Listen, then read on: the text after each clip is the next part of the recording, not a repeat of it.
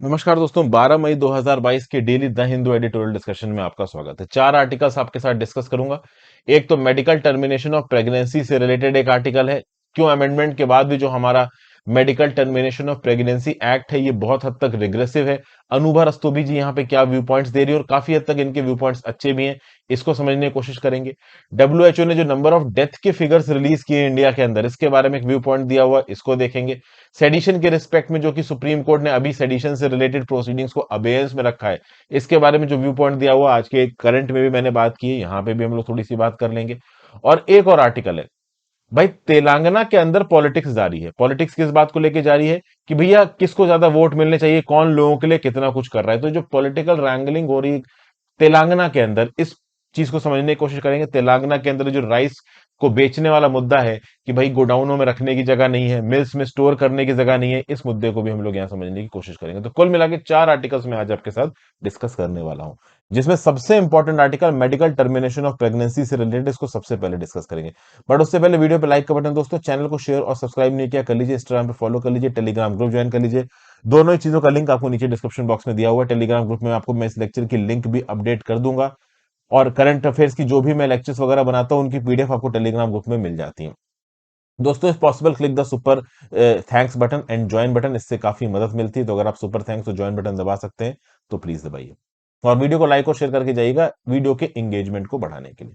तो चलिए, still a long way for termination as an unconditional right despite amendments the medical termination of pregnancy act does not foreground the woman's right to decide। यहां पे क्या बताया जा रहा है, तो भैया अबॉर्शन का जो मुद्दा है वो न्यूज में है इंटरनेशनली। क्यों न्यूज में है? क्योंकि यूएस की जो सुप्रीम कोर्ट है, वहां पे जो कंजर्वेटिव जजेस हैं वो क्या बोल रहे हैं कि भाई जो रो वर्सेस वेड वाला जजमेंट था उसको ओवरटर्न कर देंगे और यूएस के अंदर जो वुमेन को अबॉर्शन राइट्स दिए गए हैं वो हम छीन लेंगे। तो इंटरनेशनली जो अबॉर्शन का मुद्दा है वो न्यूज में है। अब इस कंटेक्स्ट में इंडिया के अंदर अबॉर्शन को लेके क्या लीगल प्रोविजन है उसका रिवीजन, और बड़ा अच्छा रिवीजन करवाए यहाँ पे अनुभा रस्तोगी जी ने। देखिए, देखा जाए तो जनरल क्रिमिनल लॉ के अंदर जो इंडियन पिनल कोड है वो क्या बोलता है कि भाई अगर कोई इंडिविजुअल एक वुमेन को कहता है कि तुम मिस कैरेज करो, मतलब अपना बच्चा गिरा दो, या फिर वो वुमेन अपने मन मुताबिक भी अपना बच्चा गिरा देती है, तो उस केस में दोनों को ही जेल हो सकती है, 3 साल तक की फाइन हो सकता है, दोनों चीजें हो सकती हैं। मतलब कि ओवरऑल एक प्रेग्नेंट वुमेन के अंदर जो जान है उसको आप मार देते हो बिना किसी वजह के। अगर प्रॉपर वजह है तो बात अलग है, बट अगर बिना किसी वजह के आप उस बच्चे को गिराते हो तो भैया आपको सजा होगी, आपको जेल वगैरह में डाला जा सकता है। और सबसे खास बात यहां पे यह है कि एक वुमेन, प्रेग्नेंट वुमेन अगर अबॉर्शन करवाती है तो उसको सजा हो सकती है। अगर उसको कोई इंसाइट कर रहा है अबॉर्शन करवाने का, उसका फैमिली मेंबर, उसका हस्बैंड, उसको भी सजा हो सकती है। और यहां पे जो उसका अबॉर्शन करेगा, जो डॉक्टर होगा मोस्ट प्रॉब्ली, उसको भी सजा हो सकती है। अगर आप देखो तो India was one of the first countries जिसने मेडिकल टर्मिनेशन ऑफ प्रेगनेंसी के लॉ को इंट्रोड्यूस किया था 1971 में। बहुत बातचीत के बाद medical termination of pregnancy act enact किया गया था। आप कह सकते हो कि इसमें लिखा हुआ था कि कौन कब किन सर्कमस्टांसेस के अंदर मेडिकल टर्मिनेशन ऑफ प्रेगनेंसी किया जा सकता है। उसके बाद उसको कई बार अमेंड किया गया। लेटेस्ट अमेंडमेंट्स को हम लोग यहां पे समझने की कोशिश करते हैं। जो लेटेस्ट अमेंडमेंट हुआ है वो 2021 में हुआ है। ओके भाई, तो किस हालात में यहां पे मेडिकल टर्मिनेशन ऑफ प्रेगनेंसी कराया जा सकता है? तो देखो, अगर प्रेग्नेंट होने के चलते मां की जान पे खतरा आता है, life of the pregnant women पे खतरा आता है, तो उस केस में आप प्रेगनेंसी को टर्मिनेट कर सकते हो। अगर उस प्रेगनेंसी के चलते उसकी फिजिकल या मेंटल हेल्थ पे बड़ी प्रॉब्लम आ रही है, ठीक है ना, ग्रेव डेंजर आ रहा है, तो उस केस में आप प्रेगनेंसी को टर्मिनेट कर सकते हो। अगर वो प्रेगनेंसी उस पर्टिकुलर वुमेन के साथ रेप हुआ है और उस केस में वो प्रेग्नेंट हो सकती है, तो आप उसको टर्मिनेट कर सकते हो। या फिर कॉन्ट्रासेप्टिव का इस्तेमाल नहीं किया हस्बैंड वाइफ में, उसके चलते बच्चा पैदा हो गया, ऑलरेडी उनके पहले ही 2-3 बच्चे हैं और एक्स्ट्रा बच्चे पैदा हो रहे हैं, उस केस में आप मेडिकल टर्मिनेशन ऑफ प्रेगनेंसी का इस्तेमाल कर सकते हो। क्योंकि क्या है कि बहुत सारे बच्चे हैं, उसके बाद वुमन प्रेग्नेंट हो जाए, या फिर एक पर्टिकुलर वुमन के साथ रेप हुआ उसकी वजह से वो प्रेग्नेंट हो गई, तो ऐसे केसेस में अगर बच्चा यहां पे वुमेन को बियर करना पड़ता है तो वुमेन के दिमाग पे बहुत इंटेंस मेंटल प्रेशर आ सकता है, और ये मेंटल प्रेशर का इफेक्ट उस बच्चे के ऊपर भी जा सकता है। तो हो सकता है बच्चा यहां पे जो पैदा हो उसके पास फिजिकल और मेंटल एबनॉर्मलिटी हो, क्योंकि मां की मेंटल हालत से बहुत हद तक डिसाइड होगा कि बच्चे की हेल्थ कैसी होने वाली है। तो इन सब सर्कमस्टांसेस के केसेस में आप एमटीपी लेटेस्ट अमेंडमेंट एक्ट के थ्रू आप बच्चा गिरा सकते हैं इंडिया के अंदर। लेकिन यहां पे कुछ कैचेस रखे गए हैं। अगर आपको medical termination of pregnancy act के हिसाब से अबॉर्शन करवाना है तो भैया आपको मेडिकल प्रैक्टिशनर का लीगल ओपिनियन लेना पड़ेगा। ओके, एक सिंगल रजिस्टर्ड मेडिकल प्रैक्टिशनर का ओपिनियन चाहिए पहले 20 हफ्ते ऑफ गेस्टेशनल एज में बच्चा गिराने में। तो प्रेगनेंसी शुरू होने से लेके 20 हफ्ते तक अगर आपको बच्चा गिराना है तो एक मेडिकल प्रैक्टिशनर अगर आपको लिखित में दे देता है कि हाँ भैया बच्चा गिरा सकते हो तो आप प्रेगनेंसी अबॉर्शन कर सकते हो। अगर 20 से 24 हफ्तों के अंदर अगर आपको बच्चा गिराना है तो आपको 2 रजिस्टर्ड मेडिकल प्रैक्टिशनर्स के रिटन सिग्नेचर चाहिए। और इस केस में आपको समझना होगा कि जो 20 से 24 हफ्ते वाली लिमिट है किसको किसको अवेलेबल है। तो भाई जिसके ऊपर सेक्सुअल असॉल्ट हुआ है या रेप हुआ उसकी वजह से वो प्रेग्नेंट हो गई हो, या उसका मैरिटल स्टेटस चेंज हो गया, पहले वो शादीशुदा थी अब उसका डिवोर्स हो गया, या उसके हस्बैंड की मृत्यु हो गई हो, कुछ भी हो सकता है। अगर वो जो वुमेन है वो किसी वजह से मेंटली इल हो गई हो, या जो उसके फीटस है उसमें कोई माल फॉर्मेशन है, अगर बच्चा पैदा होगा तो प्रेग्नेंट मां की जान पे खतरा हो सकता है, तो ऐसे केसेस में 20 से 24 हफ्ते के बीच में भी बच्चा गिराया जा सकता है। 24 हफ्ते के बाद, 24 हफ्ते की प्रेगनेंसी के बाद, मतलब आप कह लीजिए लगभग 6 महीने की प्रेगनेंसी के बाद अगर बच्चा गिराना है तो उस केस में केवल फीटल एबनॉर्मलिटीज, मतलब जो बच्चा पैदा होगा उसको कुछ बीमारी हो सकती है या वो सीधे सीधे मां की जान पे आ सकती है बात, तो उस केस में ही बच्चा यहां पे गिराया जा सकता है। मतलब ओवरऑल एक वुमेन की लाइफ को यहां पे ज्यादा इंपॉर्टेंस दी गई है। अगर उस वुमेन की लाइफ इस बच्चा पैदा होने के चलते खतरे में आ रही है तो बच्चा भाई यहां पे आप गिरा सकते हो। ठीक है भाई। तो ओवरऑल यहां पे आप कह सकते हो कि एमटीपी 2021 के अमेंडमेंट के बाद लॉ का स्कोप एक्सपेंड कर दिया गया है। प्रेग्नेंट कराने की जो एवेन्यूज है वो एक्सपेंड कर दिए गए, लेकिन प्रॉब्लम ये है अप्रूवल। 20 हफ्ते तक अगर आपको बच्चा गिराना है तो एक मेडिकल प्रैक्टिशनर का अप्रूवल चाहिए रिटन। 20 से 24 हफ्ते में गिराना है तो 2 मेडिकल प्रैक्टिशनर्स का अप्रूवल चाहिए। 24 हफ्ते क्रॉस हो गए तो राज्य की सरकारें जो मेडिकल बोर्ड सेटअप करती हैं उनसे अप्रूवल चाहिए बच्चा गिराने के लिए। अब ये जो अप्रूवल पाने वाला प्रोसेस है ना, ये आसान नहीं है। क्या लगता है कोई डॉक्टर इतनी आसानी से आपके कागज पे साइन करेगा कि नहीं भाई आप अपना बच्चा गिरा दो, जब उस डॉक्टर को पता है कि भाई कल की डेट में उसके ऊपर ऑडिट बैठ सकता है, सरकार उससे सवाल पूछ सकती है। तो कुल मिला के ओवरऑल अगर आप देखें तो अमेंडमेंट के अंदर स्कोप बढ़ाया गया अबॉर्शन का, लेकिन वो स्कोप अभी भी कुछ हद तक देखिए तो लिमिटेड है। और ये स्कोप बढ़ाया भी क्यों है, वो इसलिए बढ़ाया गया है क्योंकि 2020 में अगर आप देखोगे तो जब ये मेडिकल टर्मिनेशन ऑफ प्रेगनेंसी वाला बिल लोकसभा में टेबल किया गया तो उससे पहले हमारी कोर्टों में बहुत सारे केसेस आए थे। 500 केसेस आए थे प्रेग्नेंट वुमेन के, जहां पे वुमेन बोल रही थी कि भाई रेप की वजह से वो प्रेग्नेंट हो गई हैं या कुछ फीटल एबनॉर्मेलिटी है, उनको अबॉर्शन की परमिशन दी जाए। और यहां पे कोर्ट्स ने, हाई कोर्ट ने, सुप्रीम कोर्ट ने जजमेंट दिया कि भाई देखिए बच्चा गिराना या रखना ये आपके फंडामेंटल राइट टू लाइफ का पार्ट है, आप बच्चा गिरा सकते हैं। हालांकि यहां पे जब लॉ निकल के आया तो लॉ में ओवरऑल फंडामेंटल राइट की तरह इसको वुमेन को नहीं देखा गया। देखिए सरकार का सिंपल बोलना है, अगर तो देखिए कोई बड़ी चीज है, फॉर एग्जाम्पल रेप की वजह से या फिर कह लीजिए फीटल एबनॉर्मेशन, इन सब चीजों की वजह से आप बच्चा गिरा रहे हो, कोई सच में मां की हेल्थ को बात आ सकती है, फिजिकल हेल्थ, मेंटल हेल्थ, किसी प्रकार की। अगर आपने प्लेजर में सेक्सुअल रिलेशन स्थापित किए, आप प्रेग्नेंट हो गई, उसके बाद अगर आप बच्चा गिरा रही हैं तो उस केस में आप एक इंडिविजुअल की लाइफ ले रहे हो, और उस इंडिविजुअल की लाइफ आप ले रहे हो, वो इंडिविजुअल आया कहां से, आपके प्लेजर के चलते आया। तो आप प्लेजर के चलते अपने आप को प्रेग्नेंट करो फिर बच्चा गिराओ, ये नहीं चल पाएगा। सरकार बेसिकली इस लॉ के थ्रू ये बोलना चाहती है, आपको रिस्पॉन्सिबली एक्ट करना पड़ेगा। अगर बच्चा अनइंटेंडेड वजहों से आ जाता है जिसमें आपकी लाइफ पे इफेक्ट आ रहा है तो वहां पे नियम कानूनों में प्रावधान है कि ठीक है भैया बच्चा गिरा सकते हो, बट प्रेशर के लिए आप प्रेग्नेंट हो और अपने मन मुताबिक आप कभी भी अबॉर्शन कराओ, ये इंडिया में पॉसिबल नहीं है। अब इसको एक रिग्रेसिव स्टेप की तरह बता रही है अनुभा रस्तोगी जी। अनुभा रस्तोगी जी का बोलना है कि इंडिया के अंदर बहुत सारे ऐसे लॉज हैं जहां पे वेराइड फ्रीडम दी गई है लोगों को, जैसे डिसेबिलिटी से रिलेटेड जो लॉ बनाए गए, मेंटल हेल्थ से रिलेटेड जो लॉ बनाए गए, ट्रांसजेंडर पर्सन से रिलेटेड जो लॉ बनाया हुआ, अच्छी खासी ऑटोनॉमी देते हैं इन लोगों को। लेकिन overall medical termination of pregnancy के रिस्पेक्ट में एक वुमेन को उसकी बॉडी के ऊपर पूरी तरीके से ऑटोनॉमी नहीं मिल रही है। एक वुमेन अपनी मन मुताबिक अपने फंडामेंटल राइट के हिसाब से अबॉर्शन यहां पे नहीं करा पा रही है, और ये सुप्रीम कोर्ट के प्राइवेसी जजमेंट को भी वॉयलेट करता है, क्योंकि यहां पे एक प्रेग्नेंट वुमन को यह आजादी नहीं मिल रही है कि वो अपने मन मुताबिक बच्चा गिरा ले।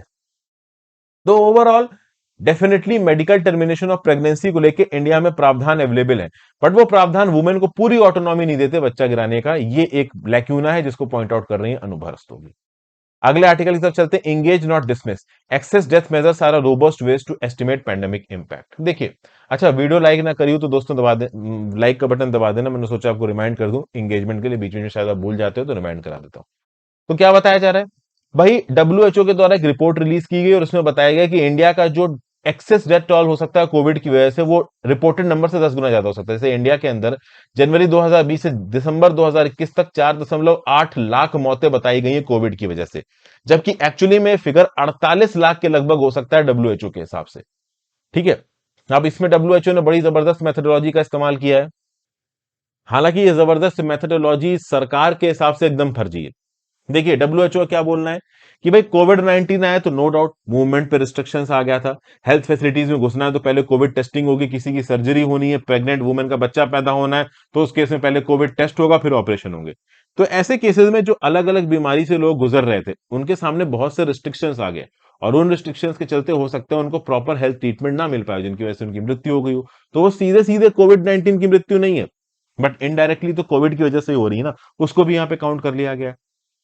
इन सब चीजों के बावजूद भारत सरकार ने डब्ल्यूएचओ के नंबर को स्ट्रांगली कंटेस्ट किया है और बोला है कि जो मेथोडोलॉजी यहां पे डब्ल्यूएचओ अपना रहा है वो बिल्कुल गलत है।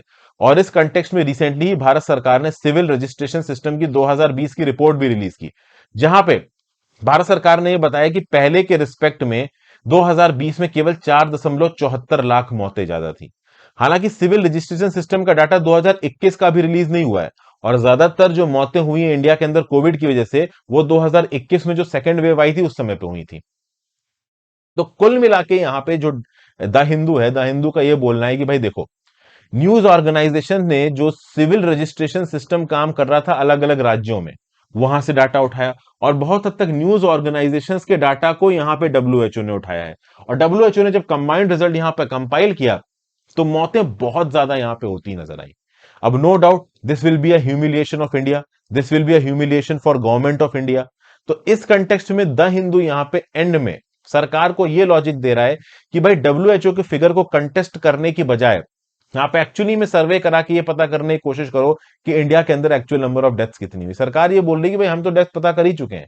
अब अगर यहां पे अगर आप देखो तो सिविल रजिस्ट्रेशन सिस्टम के हिसाब से अगर ओवरऑल डेथ रिपोर्टिंग और बर्थ रिपोर्टिंग की बात की जाए तो लगभग 12 स्टेट्स के लिए 2020 में यह क्लियर था कि एक्सेस नंबर ऑफ डेथ्स लगभग 5.5 लाख हुई हैं। लेकिन कुछ स्टेट्स हैं जैसे उत्तर प्रदेश हो गया, जैसे बिहार हो गया, वहां पे चीजें क्लियर नहीं हो पाई हैं। उत्तर प्रदेश के लिए बात की जाए तो 2020 में लगभग 8.73 लाख डेथ रिपोर्ट की गई है, और 2019 में 9.45 लाख डेथ रिपोर्ट की गई है। और बर्थ रजिस्ट्रेशन 48.5 लाख है 2020 में, और 2019 में 51.3 लाख। अब ये जो नंबर्स हैं, ठीक है ना, उत्तर प्रदेश की, इनको यहां पे रिलायबल नहीं माना जा रहा है। जो सैंपल रजिस्ट्रेशन सिस्टम का जो डाटा है आपके उत्तर प्रदेश सरकार के लिए यहां पे रिलीज नहीं हुआ है। तो ऑफिशियली भारत सरकार इन फिगर्स को प्रॉपर तरीके से जस्टिफाई नहीं कर पा रही है इंटरनेशनल कम्युनिटी के सामने कि हाँ भाई, जब सैंपल रजिस्ट्रेशन सिस्टम का डाटा, सिविल रजिस्ट्रेशन सिस्टम का डाटा 2021 और 20 का रिलीज ही नहीं हुआ उत्तर प्रदेश का, तो हम कैसे बता सकते हैं कि कितनी डेथ हुई और कितनी नहीं हुई। और उत्तर प्रदेश जैसे स्टेट, उत्तर प्रदेश को बस एक सैंपल एग्जाम्पल की तरह यहां लिया जा रहा है। One of the most popular, आप कह लो मोस्ट पॉपुलर स्टेट है इंडिया का, उसी प्रकार से बिहार और ऐसे बहुत से स्टेट्स हैं इंडिया के अंदर जहां पे जो सिविल रजिस्ट्रेशन सिस्टम का हिसाब है वो हिला हुआ है। एक्चुअल कितनी बर्थ हुई, डेथ हुई, इनको कंप्यूट करना मुश्किल हो जाता है। इस कंटेक्स्ट में जो न्यूज ऑर्गेनाइजेशन ने अपनी मॉडलिंग से कह लीजिए एस्टिमेशंस किए थे, उसी एस्टिमेशन को यहाँ पे डब्ल्यूएचओ ने उठा के छाप दिया है। तो डब्ल्यूएचओ की रिपोर्ट को एक प्रकार से द हिंदू यहां सपोर्ट करता नजर आ रहा है, और केंद्र की सरकार को ये आप कह लो सुझाव दे रहा है कि आप अपने रजिस्ट्रेशन सिस्टम को और सुधारिए और फिर से नंबर ऑफ डेथ्स को एसेस करने की कोशिश कीजिए। तो ये ओवरऑल यहां पे बताया गया। फिर अगले आर्टिकल की तरफ पहुंचते हैं, caught in political wrangling, all the political parties are trying to woo the farmers in Telangana but problems abound. क्या बताया जा रहा है यहाँ पे भैया, तेलंगाना राष्ट्र कमेटी, कांग्रेस और बीजेपी, ये क्या है, ये तीनों ही तेलंगाना के फार्मर्स को पटाने में लगे हुए हैं। और तेलंगाना के फार्मर्स इस समय पे प्रॉब्लम में चल रहे हैं, खासकर जो राइस उगाते हैं, पार बॉइल्ड राइस उगाते हैं। जो चीफ मिनिस्टर है के चंद्रशेखर राव, इनकी जो कैबिनेट है, इन्होंने नई दिल्ली में 11 अप्रैल को धरना प्रदर्शन किया और केंद्र की सरकार से अपील की कि हमारा राइस खरीदो। लेकिन 11 अप्रैल के धरना प्रदर्शन के बाद भी केंद्र की सरकार ने राइस खरीदने से मना कर दिया। केंद्र की सरकार के पास प्रॉपर रीजन है, उनका बोलना है कि जो पार बॉइल्ड राइस है वो पब्लिक डिस्ट्रीब्यूशन सिस्टम में एक लिमिट से ज्यादा इस्तेमाल नहीं किया जा सकता। हालांकि बीच में मैंने एक न्यूज आइटम बना के लगभग 5-10 दिन पहले यह भी बताया था कि केंद्र की सरकार ने लिमिटेड बेसिस पे फोर्टिफाइड पार बॉइल्ड राइस लेने को अप्रूवल दे दिया है। तो अब तेलंगाना के अंदर बहुत सारी फोर्टिफिकेशन मिल्स लग रही हैं, इन राइस को फोर्टिफाई किया जाएगा और फिर शायद केंद्र की सरकार थोड़ा बहुत पार बॉइल्ड राइस खरीद लेगी। खैर वो एक अलग मुद्दा है। यहां पे हम बात कर रहे हैं कि कैसे तीन अलग अलग पॉलिटिकल पार्टीज तेलंगाना के फार्मर के वोट को खींचने में लगी हुई हैं। तो 11 अप्रैल को तेलंगाना की जो रूलिंग पार्टी है तेलंगाना राष्ट्र समिति, उसके चीफ मिनिस्टर और बाकी मिनिस्टर्स ने धरना प्रदर्शन किया दिल्ली में। फिर बात की जाए कांग्रेस की, तो कांग्रेस के राहुल गांधी साहब ने 6 मई को वारंगल में एक वारंगल डिक्लेरेशन अनाउंस किया। और इस पर्टिकुलर वारंगल डिक्लेरेशन में आप कह सकते हो कि कुछ अनाउंसमेंट किए कांग्रेस की सरकार ने। जैसे कांग्रेस सरकार ने बोला कि हम 2 लाख रुपए का फार्म लोन वेवर देंगे फार्मर्स को। फिर भाई जो पैडी सपोर्ट प्राइस है, हम प्रति क्विंटल राइस आपका 2,500 रुपया में खरीदेंगे।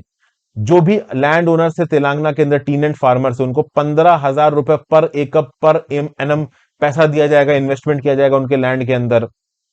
तो कुल मिला के यहां पे जब कांग्रेस ने ये अनाउंसमेंट्स किए, तो तेलंगाना राष्ट्र समिति की सरकार बोल रही कि ये जो अनाउंसमेंट है ना, ये बहुत हद तक ऋतु भरोसा स्कीम और ऋतु बंधु स्कीम के जैसे ही है। थोड़ा बहुत इधर उधर हेर फेर कर दिया है। और उसके बाद तेलंगाना राष्ट्र समिति कांग्रेस से और बीजेपी से दोनों से सवाल पूछ रही है कि भाई जहां पे तुम्हारी पॉलिटिकल पार्टी है, जहां पे कांग्रेस की पॉलिटिकल पार्टी जिन राज्यों में बीजेपी की है, वहां पे क्यों नहीं तुमने ऋतु बंधु और ऋतु भरोसा जैसी स्कीमें चला रखी हैं? यहां पे तुम बोल रहे हो फार्मर को कि हम ये स्कीमों का बेनिफिट देंगे। तो आपस में पॉलिटिकल रैंगलिंग बहुत चल रही है, ऑलरेडी एक दूसरे के साथ लड़ाई बहुत चल रही है। अब 11 अप्रैल के प्रोटेस्ट के बाद जब केंद्र की सरकार ने तेलंगाना के पार बॉइल्ड राइस को नहीं खरीदा, तब मजबूरी में तेलंगाना की सरकार को 8.63 लाख टन राइस खरीदना पड़ा, पैडी खरीदना पड़ा।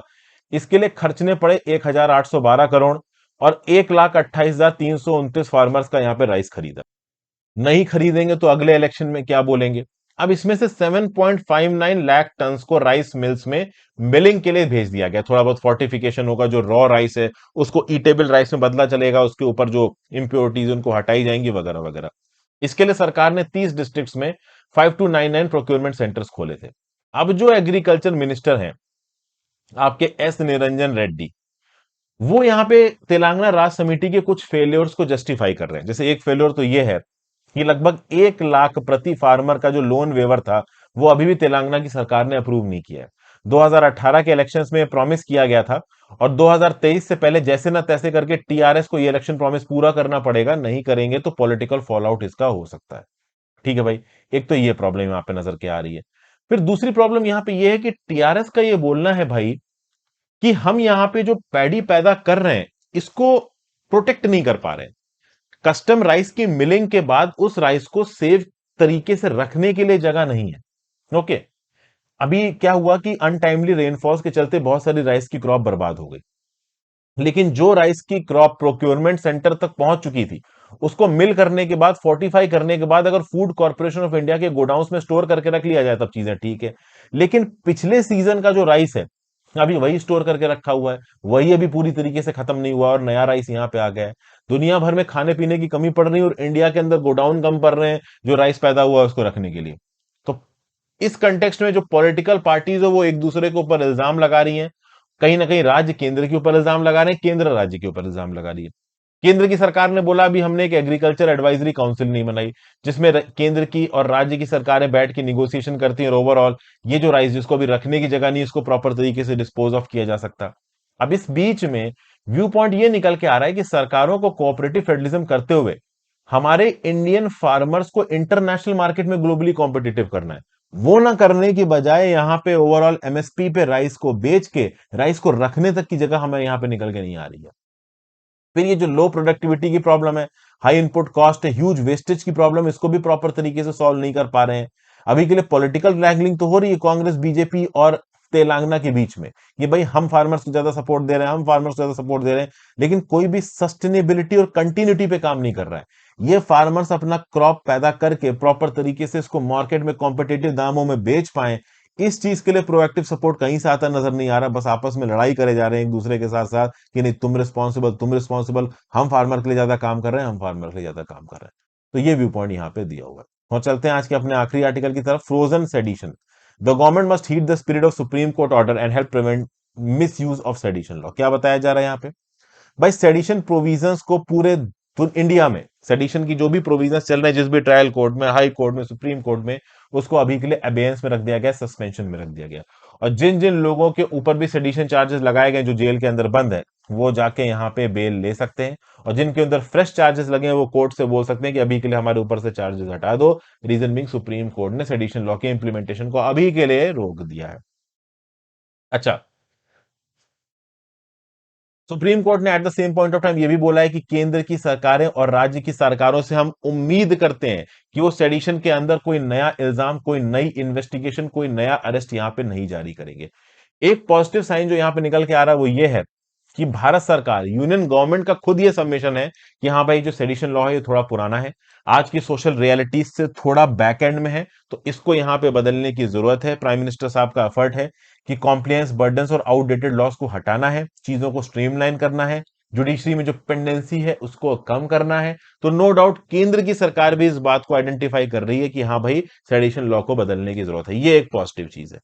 हालांकि राज्य के लेवल पे ऐसा बताया जा रहा है कि आगे आने वाले समय में विंडिक्टिव गवर्नमेंट्स और कॉम्प्लायंट पुलिस, पॉलिटिकल प्लाइंट पुलिस ऑफिसर्स इस लॉ का गलत प्रकार से आगे भी इस्तेमाल कर सकते हैं।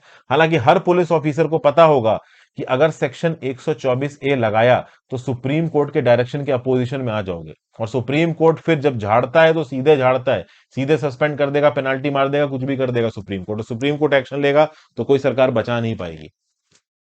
समझ बात को? तो ये जो सेडिशन लॉ का जो परसिस्टेंट मिसयूज हुआ है, इसको लेके फाइनली सुप्रीम कोर्ट में यहां पे कुछ हो रहा है। अब सुप्रीम कोर्ट के सामने भी दो ऑप्शन है। एक ऑप्शन तो ये है कि भाई वो सेडिशन लॉ को अनकॉन्स्टिट्यूशनल बोल दे, बट अगर ऐसा सुप्रीम कोर्ट बोलता है तो उसको 1962 की कॉन्स्टिट्यूशन बेंच के अपोजिशन में जाना पड़ेगा, और वो नहीं कर सकता सुप्रीम कोर्ट, क्योंकि अभी की जो बेंच है सुप्रीम कोर्ट की वो 3 जजेस की है, और जो कॉन्स्टिट्यूशन बेंच बनी थी 1962 में केदारनाथ जजमेंट में, वो 5 जजेस की थी। तो अगर सेडिशन लॉ को हटाना है तो 5 या उससे ज्यादा की बेंच सुप्रीम कोर्ट की बैठनी पड़ेगी, सेडिशन लॉ को हटाना है तो सुप्रीम कोर्ट ने सेडिशन लॉ को हटाया नहीं। सुप्रीम कोर्ट ने इसको सस्पेंशन में रखा और सरकार से बोला है कि आप इस सेडिशन लॉ को अमेंड करो, अमेंड करके इसमें प्रॉपर चेंजेस करो, इसकी डेफिनेशन को नैरो डाउन करो, और उसके बाद इसको हम फिर से इंप्लीमेंट करेंगे। तो यहां पे अब सरकार के ऊपर रिस्पॉन्सिबिलिटी आती है कि सरकार जल्दी से अमेंडमेंट कर दे। केवल सोवेरेनिटी, इंटीग्रिटी और सिक्योरिटी ऑफ द स्टेट को जो एक्ट सीधे सीधे अफेक्ट करते हैं, उन्हीं को सेडिशन 124 ए के अंदर चार्ज किया जाएगा, बाकी किसी भी एक्ट को सेडिशन 124 ए के अंदर चार्ज नहीं किया जाएगा। तो ये ओवरऑल यहां पे एक व्यू पॉइंट निकल के आता है। सो आई होप आपको कुछ ना कुछ इंटरेस्टिंग है जानने को मिला हो। एक दो आर्टिकल्स रिपीटेड है, पर उससे क्या होता है कि आपका रिवीजन हो जाता है, चीजें और अच्छी तरीके से समझ में आती है। वीडियो को लाइक और शेयर करके जाइएगा दोस्तों, इंस्टाग्राम पे फॉलो कर लीजिएगा, टेलीग्राम ग्रुप ज्वाइन कर लीजिएगा। दोनों ही चीजों का लिंक नीचे डिस्क्रिप्शन बॉक्स में दिया हुआ। Thank you for watching friends. I hope lectures में आपको मजा आ रहा है। Have a great day. पढ़ते रखती है, रखिए, अपना ध्यान रखिए।